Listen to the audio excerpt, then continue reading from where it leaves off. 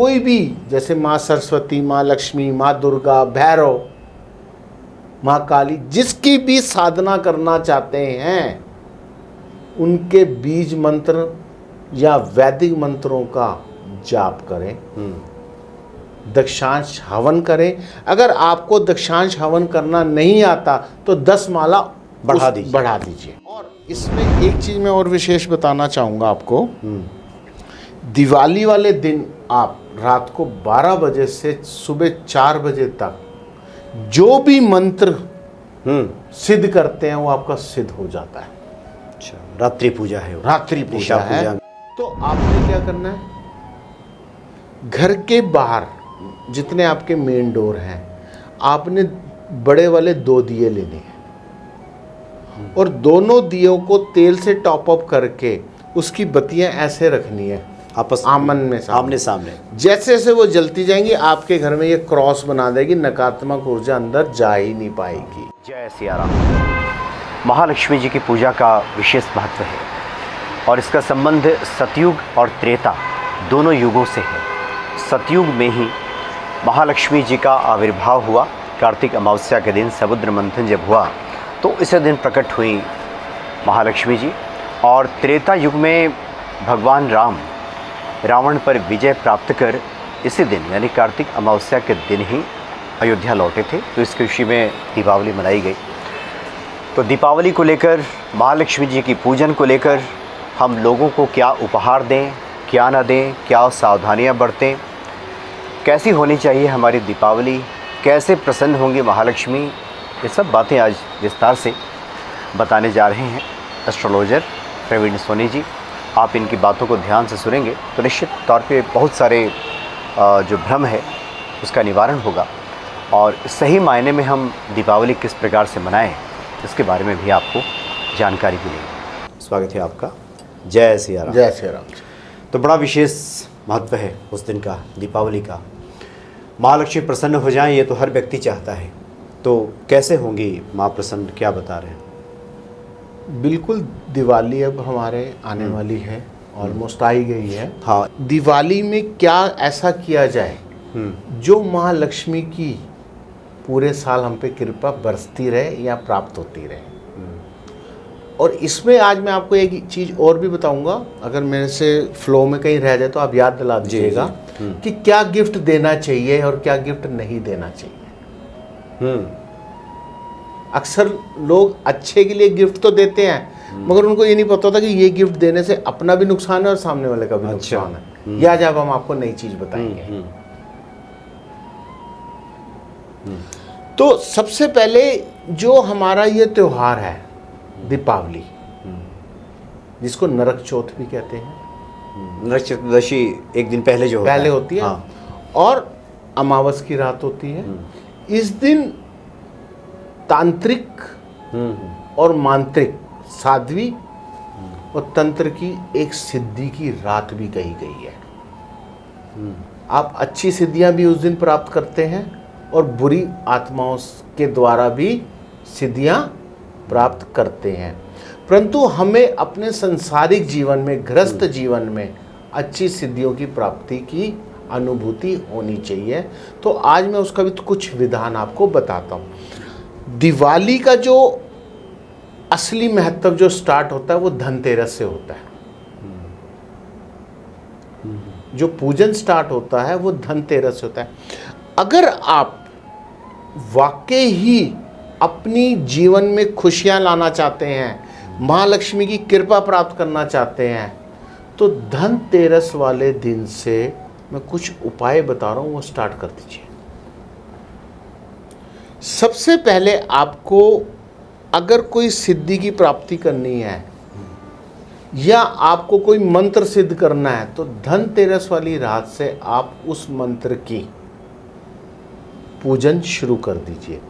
मान लिया कि आप कहते हो कि मेरे को महालक्ष्मी का मंत्र सिद्ध करना है, तो आप महालक्ष्मी का मंत्र वैदिक या बीज मंत्र सिद्ध कर सकते हैं। अब उसके लिए माला चाहिए कमलगट्टे की, गाय के घी का दीपक चाहिए या मिट्टी के दिए में या तांबे के दिए में। और वो जो मंत्र आप जाप धनतेरस से शुरू करके आप दिवाली की रात तक करेंगे। अच्छा, ऐसा करने से वो मंत्र आपका सिद्ध हो जाएगा और महालक्ष्मी की कृपा आप पे बरसेगी, वर्ष बर वर्ष बरसती रहेगी। और फिर आपको यही क्रिया हर साल करनी है, नंबर 1। नंबर 2,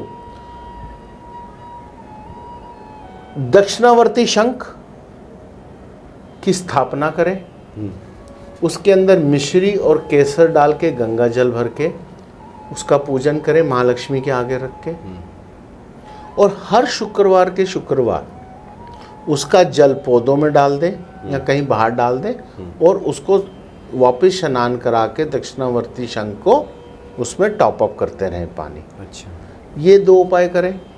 तीसरा, एक वनस्पति आती है जिसे हम कहते हैं हत्था जोड़ी, हत्था जोड़ी, हाँ। और एक होती है कैटकॉट कहते हैं, जिसको कहते हैं बिल्ली की जड़, जैसे बिल्ली की नाल। और उसके साथ आता है एक स्यार सिंह, जिसे गीतर झिंगी भी कहते हैं। इन तीनों सामान को ले जाए, अगर प्राप्त हो जाते हैं तो ओरिजिनल। इन तीनों सामान को एक चांदी या स्टील के डब्बे में स्थापित करें, कामाख्या सिंदूर और केसरी सिंदूर उसमें डालें, और उसके बाद 11 कोड़ियां पीली, 5 कोड़ी राजा कोड़ी लाल कोड़ी, केसर, 1 जोड़ा लौंग, 1 जोड़ा छोटी इलायची, और इसके साथ साथ सोने और चांदी का वर्क और लाल गुंजा, ये उसमें डाल दें। और इसके समक्ष बैठ के माँ लक्ष्मी का ध्यान करें और पूजन करें। और ये धनतेरस से लेकर दिवाली की रात तक आपको पूजन करना, उसको धूप दीप अगरबत्ती देनी है। और उसके बाद दिवाली से अगले दिन सुबह इस बॉक्स को आप अपने धन के स्थान में स्थापित कर दें। तो आप देखेंगे कुछ ही दिनों में आपके घर में धन धान्य की वृद्धि होती चली जाएगी, कला क्लेश खत्म हो जाएगा और सकारात्मक ऊर्जा का वास होगा और माँ लक्ष्मी की कृपा प्राप्त होनी शुरू हो जाएगी। एक तो आप दिवाली पे विशेष उपाय कर सकते हैं। अब इसके साथ साथ दूसरा उपाय है कि दिवाली वाली रात को आप जितने भी दीपक घर में जलाते हैं, सरसों के तेल के, घी के, गाय के घी के जलाइए, उसमें 1-1 जोड़ा लौंग डाल दीजिए। ऐसा करने से आपके आसपास जितनी भी नकारात्मक ऊर्जा होगी वो उस लौंग के अंदर जल के राख हो जाएगी। तो सभी दियों में डाल दें? सभी दियों में डाल दें, जो आप घर के अंदर और घर के बाहर जहां भी जला रहे हैं। मतलब 1-1 जोड़ा, 2-2 कम से कम, 2-2 लौंग। ये उपाय आप कर सकते हैं। और इसके साथ साथ आपको एक पीला वस्त्र लेना है या लाल वस्त्र लेना है, उस पे 21 पीली कोड़ियां पंचअमृत से स्नान करके रखनी है और हर कोड़ी पे माँ लक्ष्मी का ध्यान करते हुए तिलक लगाना है और उनका पूजन करना है। और दिवाली से अगले दिन सुबह नित्य कर्म से निवृत्त होकर पूजा पाठ करके उसकी पोटली बना के आपने घर के कैश बॉक्स में, या अगर आप कोई बैग कैरी कर रहे हैं अपने व्यापार के लिए उसमें, या आप अपने व्यापारिक स्थान पर रख सकते हैं। ऐसा करने से आपके घर में और व्यापारिक स्थान में सुख समृद्धि का वास होगा और माँ लक्ष्मी की कृपा बरसती रहेगी। अच्छा, ये छोटे छोटे उपाय कर सकते हैं। अब इसमें एक चीज़ जो विशेष करने वाली है वो ये है कि हर व्यक्ति चाहता है कि मेरे घर में दिवाली वाले दिन सुख समृद्धि का वास हो, नकारात्मक ऊर्जा का वास नहीं हो।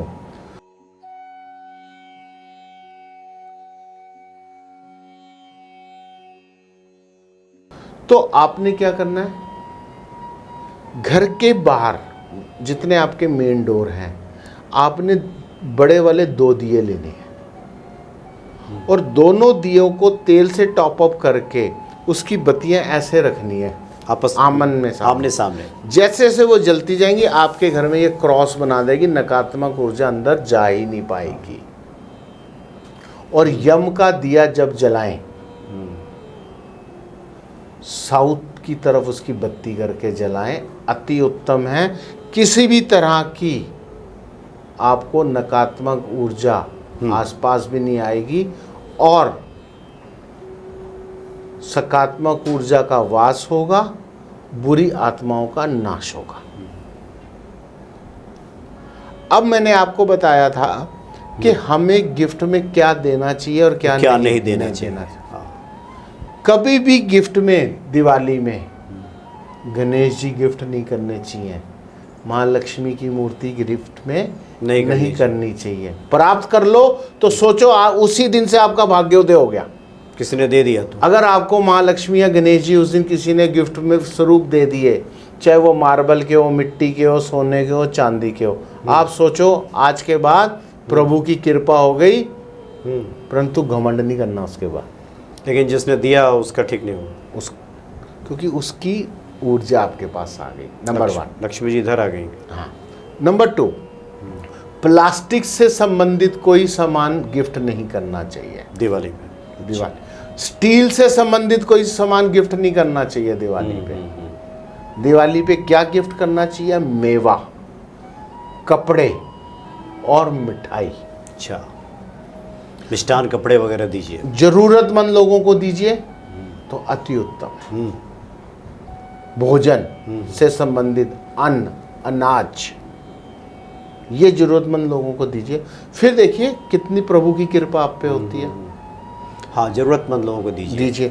परंतु स्टील, कांच और प्लास्टिक की कोई भी वस्तु डोनेट नहीं करनी चाहिए।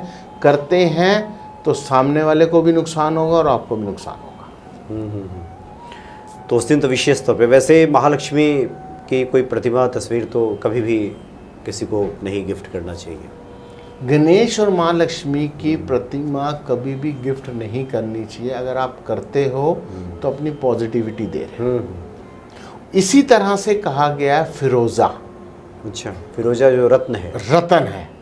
अगर फिरोजा रतन कोई किसी को गिफ्ट कर दे, जिसको गिफ्ट करेगा वो झुग्गी में रहता होगा, वो महल में आ जाएगा, और जो महल में रहता होगा वो झुग्गी की तरफ जाना शुरू हो जाएगा। अच्छा, झुग्गी में रहने वाला है किसी झुग्गी वाले को दे तो, मान लीजिए कोई झुग्गी में ही रहता हो और झुग्गी वाले को ही दे दे तो वो प्लस हो जाएगा। अच्छा, वो तो बेचारा झुग्गी पहले से है ही। वो पहले से। अच्छा, क्योंकि फिरोजा रतन गिफ्ट किया हुआ फलता बहुत है। अच्छा, जैसे कि एग्जाम्पल में सलमान खान को उनके पिताजी ने वो गिफ्ट किया था, जो उन्होंने ब्रेसलेट में डाला हुआ है रतन, आप देखे होंगे चांदी के। अच्छा, फिरोजा उनके पिताजी ने दिया। उनके पिताजी ने दिया। तो खैर तो पिता ही है, तो फिर पिता भी ठीक ही है। मगर पिता का काम ढीला हो गया ना, बेटे का काम चढ़ गया। अच्छा, मेरे पिताजी जो लिखते थे फिल्मों के डायलॉग वायलॉग, ये सब कहानियाँ लिखते थे थोड़ा। हाँ। अच्छा, लेकिन खैर अच्छा ही है, बेटा ही आगे बढ़ गया। मगर ये प्रैक्टिकल उदाहरण दे रहे हैं, उदाहरण दिया है, मगर ये प्रैक्टिकल है। कोई फिरोजा अगर दे दे। यस। अच्छा, ये बताएं, इत्र किसी को देना चाहिए कि नहीं? देखिए, कहा गया है कि इत्र, सेंट, परफ्यूम किसी को नहीं देना चाहिए। मैं कहता हूँ देना चाहिए। देना चाहिए? देना चाहिए। अच्छा। अपना भी शुक्र अच्छा, दूसरे का भी शुक्र अच्छा। अगर मन में किसी ने वहम डाला है, मैंने मनोज जी को इत्र गिफ्ट कर दिया, उसका तोड़ है कि मनोज जी को वहम भी ना हो, मेरे को भी ना हो, मनोज जी 50 रुपए दे दो।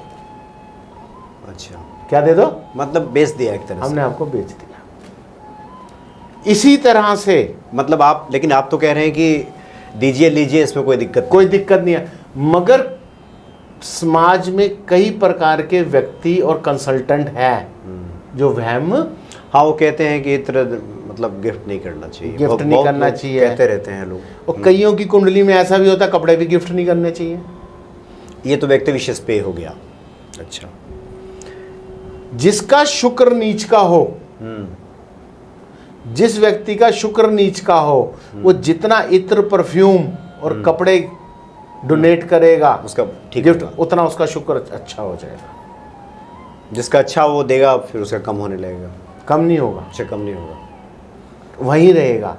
मगर किसी कंसल्टेंट ने, किसी आचार्य ने, किसी ने कोई डाउट डाल दिया तो 10-20 रुपए ले ले सामने वाले से। हाँ, मतलब डाउट आ गया है तो जैसे लोग कहते हैं ना, पुराने कपड़े किसी को दीजिए तो उससे भी 1-आध रुपया। तो पुराने ज़माने में क्या होता था कि हम कपड़े देते थे, बर्तन या बाल्टी वगैरह ले लेते थे, आदान प्रदान हो गया। आदान प्रदान हो गया। तो शुक्र अच्छा है कि जैसे हम आपके साथ एक बनाएंगे पूरा कि कौन से ग्रह से क्या फ़ायदा और क्या नुकसान और क्या करना चाहिए क्या नहीं करना चाहिए। कि जैसे आज मैं उदाहरण के तौर पे दिवाली एपिसोड में बता देता हूँ कि लोग कहते हैं कि अगर शुक्र आपका 12वें घर में बैठा है तो आपको कपड़े गिफ्ट और डोनेट नहीं करने चाहिए। अगर करते हैं तो अपने कपड़ों के लाले पड़ जाएंगे। ऐसा नहीं है, आप गिफ्ट भी करिए, डोनेट भी करिए, सामने वाले से 10-20 रुपए ले लीजिए या बर्तन ले लीजिए पुराने कपड़ों के, तो आपको कोई नुकसान नहीं होगा। हाँ, तो ये तो हुआ कि गिफ्ट नहीं हुआ, हमने उसको बेच दिया और 20 रुपए किसी के देने तो गिफ्ट के मुकाबले ही है। 1 रुपया भी ले लीजिए तो हुआ कि चलो ये बिल्कुल। तो इससे ना तो सामने वाले पे कोई नकारात्मक प्रभाव पड़ेगा, ना हमारे पे नकारात्मक कोई प्रभाव पड़ेगा।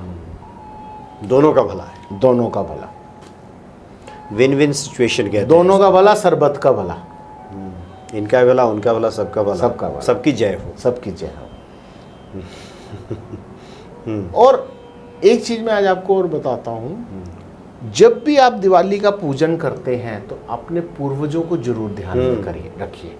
ऐसा करने से आपके ऊपर पूर्वजों का भी आशीर्वाद रहेगा और सकारात्मक ऊर्जा का भी वास आपके घर पे और आप पे होता रहेगा। हाँ, जिसके कारण हम इस धरा पे आए, बिल्कुल तो याद तो रखना, उनको बिल्कुल याद रखना चाहिए। और जब भी आप पूजन करते हैं तो उनके लिए भी कुछ मिठाई या जो भी आप प्रसाद रख रहे हैं वो भी उनको दीजिए। अब आप कहेंगे जी वो प्रसाद या मिठाई क्या करना है? जो सुबह मांगने वाला आ रहा है या कोई ज़रूरतमंद है या आपके पिता समान है, उनको दे दीजिए। तो ऐसा करने से आपकी दिवाली, हर दिवाली खुशियों वाली होगी। हर रात दिवाली हो जाएगी, फिर आनंद ही आनंद, आनंद ही। तो फिर ये नहीं होगा 4 दिन की दिवाली फिर अंधेरा, फिर रोज ही दिवाली है आपकी। फिर 4 दिन की चांदनी नहीं होगी, हाँ, रोज चांदनी होगी, रोज चांदनी होगी। और इसमें एक चीज़ मैं और विशेष बताना चाहूँगा आपको, दिवाली वाले दिन आप रात को 12 बजे से सुबह 4 बजे तक जो भी मंत्र सिद्ध करते हैं वो आपका सिद्ध हो जाता है। अच्छा, रात्रि पूजा है वो, रात्रि पूजा है में। हाँ। और उसके लिए आपको गाय का घी का दीपक जला के बैठना है साथ में, जिस भी भगवान की आप आराधना या जाप करने के लिए बैठे हैं, चाहे वशीकरण का भी जाप कर रहे हैं, गाय के घी का दीपक चाहिए, गाय का दीपक चाहिए। अच्छा, आजकल थोड़ा घी को लेकर ही लोगों में संशय हो गया है। बिल्कुल, क्योंकि गाय को शुद्ध माना गया है, सभी देवी देवताओं का वास है और देवी देवताओं भी गाय को शुभ मानते थे। और दिवाली की रात्रि सिद्धि की रात्रि, सिद्ध की रात्रि है। तो आप कोई भी, जैसे माँ सरस्वती, माँ लक्ष्मी, माँ दुर्गा, भैरव, माँ काली, जिसकी भी साधना करना चाहते हैं उनके बीज मंत्र या वैदिक मंत्रों का जाप करें, दक्षांश हवन करें। अगर आपको दक्षांश हवन करना नहीं आता तो 10 माला बढ़ा दीजिए। ऐसा करने से आप देखेंगे आप में एक ऐसी ऊर्जा का प्रभाव होगा कि आपको लगेगा कि मेरे पास कोई प्रभु की शक्ति मेरे साथ काम कर रही है और प्रभु का आशीर्वाद है मेरे पे। जी।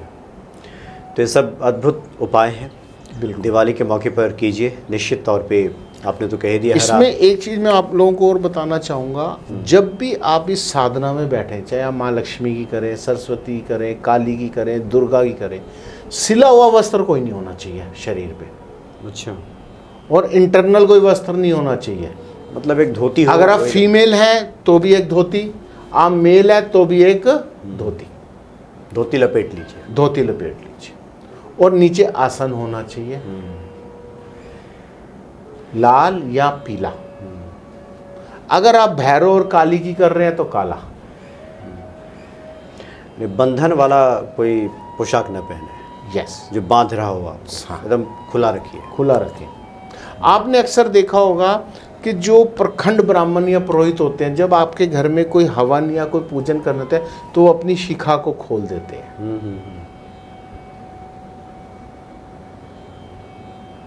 बंधन से मुक्त कर देते हैं। वैसे भी आप उज्जैन में, अभी तो पता नहीं क्या व्यवस्था है, पहले हम लोग जाते थे तो भस्म आरती में शामिल होने के लिए धोती ही पहन के वहाँ। बिल्कुल।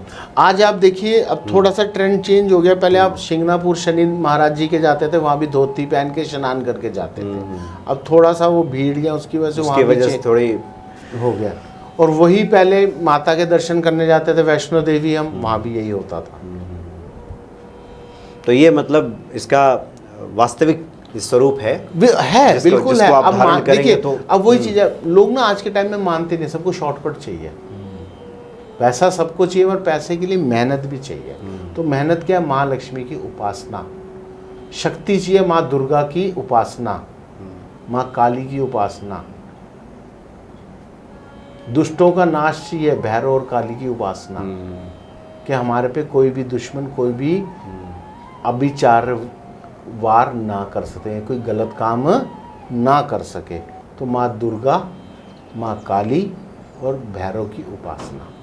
तो इनका जो ये टाइम है रात को 12 से 4 बजे के बीच में है। आप करिए मंत्र से, बिल्कुल होगा। और उसके बाद अगर आप चाहते हैं इसको रेगुलर रखना तो ये रात के समय के पूजन है, ये रात को रात्रि पूजन कीजिए, जब तक आपकी मनोकामना पूरी नहीं हो जाती। बिल्कुल, तब तक तो आपने शिव जी की सिद्धि प्राप्त करनी है, शिव जी की साधना करनी है, रात को बैठ के करिए ओम नमः शिवाय का जाप। परंतु शिव जी का जाप रात को करना अति उत्तम माना गया है,